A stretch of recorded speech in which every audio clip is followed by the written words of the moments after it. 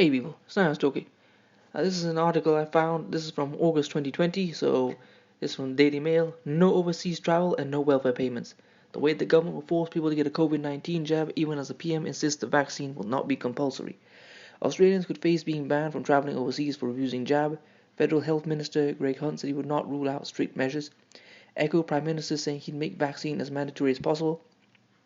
Scott Morrison said later on Wednesday he had no power to enforce the vaccine.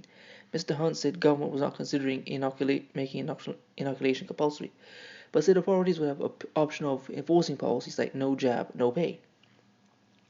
Australians could face being turned away at the border and having their welfare payments withheld if they refused to receive the COVID-19 vaccine, Federal Health Minister Greg Hunt has warned. Mr. Hunt said he would not rule out banning Australians from entering the country if they had not received the jab, as he had fielded a series of probing questions from a current affairs host Tracy Grimshaw on Wednesday evening. Detailing how the rollout of the vaccine could unfold in Australia, the minister said the government was not considering making inoculation compulsory. But he echoed Prime Minister Scott Morrison, who said on Wednesday morning he will make a coronavirus vaccine as mandatory as possible while it being illegal to refuse a dose.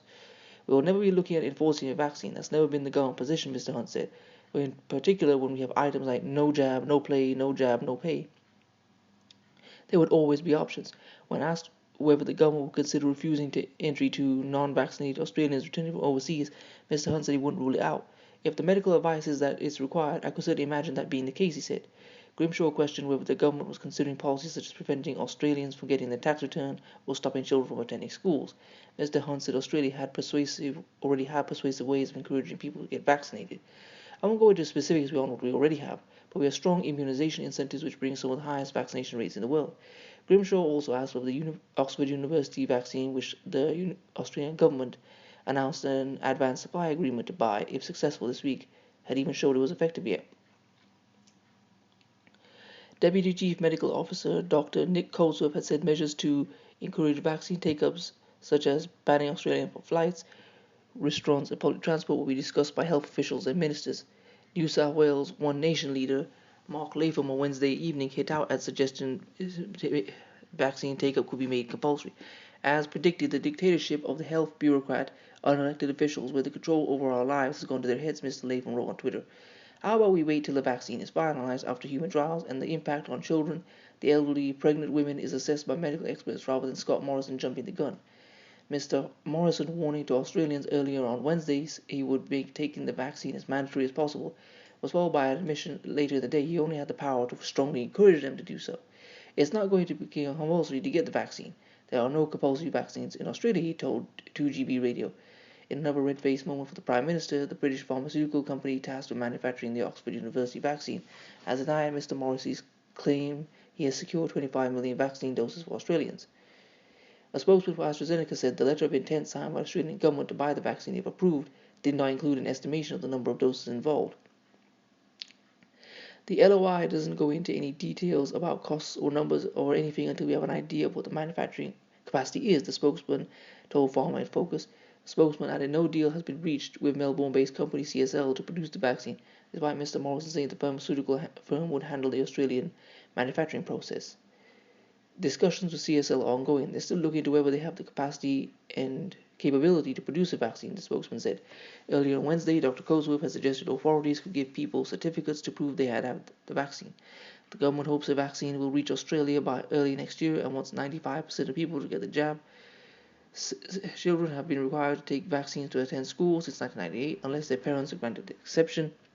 Under the no jab, no pay scheme, which withholds free state payments from Australians for failing to vaccinate their children, the government removed exemptions for conscientious objectors. Some scientists fear that making vaccines compulsory could lead to public outrage and reduce immunization rates, but rates slowly ticked up around the country from 2015. Asked in a press conference today how we'll make sure everyone takes the vaccine, the Prime Minister said, we'll take those issues as they present and consider what steps are necessary at the time. Some people are unable to take the vaccine for legitimate medical reasons. Everyone else must be vaccinated to protect them, he said. And again, this is where they start contradicting themselves. They will tell you you're imagining it. Vaccines are completely safe, and you're just a conspiracy theorist. But there are people who can't take vaccines and need to be, and you need to take a vaccine to protect them from getting the disease from you. It's so crazy. It's like saying you need a bulletproof vest to protect our people because the bullet will bounce off them and onto you. It's just insanity. Acting Chief Medical Officer Paul Kelly said the first step would be to encourage people to take the vaccine voluntarily. The elderly and healthcare workers are likely to be prioritized as the vaccine is steadily rolled out, the Prime Minister said. Infectious diseases expert Rena McIntyre of UNSW says she doesn't agree with compulsory vaccination. It should not be compulsory. Depending upon how effective the vaccine is, we would need 70 to 90% of people vaccinated for herd immunity, she told Daily Mail Australia. On Tuesday night, Science Minister Karen Andrews said she was attacked by anti-vaxxers on Facebook and slammed them for spreading conspiracy theories. Last night, my social media pages were attacked by anti-vax protesters, she wrote in Facebook post. While I support freedom of choice, in my role as Science Minister, I'm not prepared to allow these people to promote pseudoscience. A word here. At one point, cigarettes were promoted as healthy. At one point, it was possible to get cocaine as a medical cure. This is real fact. You can look this up. So, there's no such thing as the science is settled, and asking people to not question things or to not have doubts is basically what I've always said. Science is now become the new religion, and if you question it, you are now publicly enemy number one. Under the government's deal, all 25 million Australians will be able to get injected for free just weeks after the Oxford vaccine is approved. The vaccine, licensed by UK drug firm AstraZeneca, is in phase 3 trials on thousands of people in the UK, Brazil and South Africa. Earlier trials found it generated a strong immune response and a four-fold increase in antibodies against coronavirus in 95% of participants. I just want to have a question here because I know a lot of my viewers are Americans. Now, the government doesn't care about you, and it specifically says that trying to provide health care with you is anti-American, but they're so keen to give you these vaccines. Do you not question that even the slightest?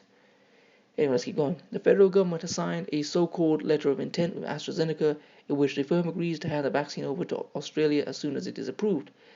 Australia will then make millions of doses on home soil and distribute them across the country. The government is in talks with the nation's biggest health company, CSL, to make sure enough doses can be made as fast as possible. AstraZeneca has already agreed to share the vaccine with the UK, the European Union, international organizations including the Coalition for Epidemic Preparedness Innovations and Gavi, and the Vaccine Alliance. Australia will later sign a formal agreement with the company which will include details about the distribution, timing and price of the vaccine. Scott Morrison said the Oxford vaccine is the most advanced and promising in the world, and under this deal we have secured early access for every Australian. If this vaccine proves successful, we will manufacture and supply vaccines straight away under our own steam and make it free for 25 million Australians. The government is also negotiating to buy vaccines from other developers if the Oxford vaccine does not work out. There are currently 167 vaccine candidates in preclinical and clinical trials around the world, including 29 undergoing clinical trials in humans. There are 3 candidates in Australia at the University of Queensland, the University of Melbourne, and Flinders University in Adelaide, all of which have completed phase 1 trials. Mr. Morris said there is no guarantee that this or any other vaccine will be successful, which is why we are continuing our discussions with many parties around the world while backing our own researchers at the time to find a vaccine. Australia is expected to spend billions of dollars on researching, buying and producing a vaccine. Before the announcement of the deal, Labour's health spokesman Chris Bowen slammed the government for taking too long to sign an agreement. I'm concerned Australia is way behind the game when it comes to getting access to the vaccine, he said on Tuesday afternoon. It is incumbent on the government to take more steps urgently to ensure that we have those advanced supply agreements in place. The United States has 6 advanced supply agreements. The UK has 5, Japan and India have 3, Indonesia, Argentina, Brazil and South Korea have 1. Well, I hope you've enjoyed this. Please comment, rate, and subscribe. I'll leave this article in the description. Peace.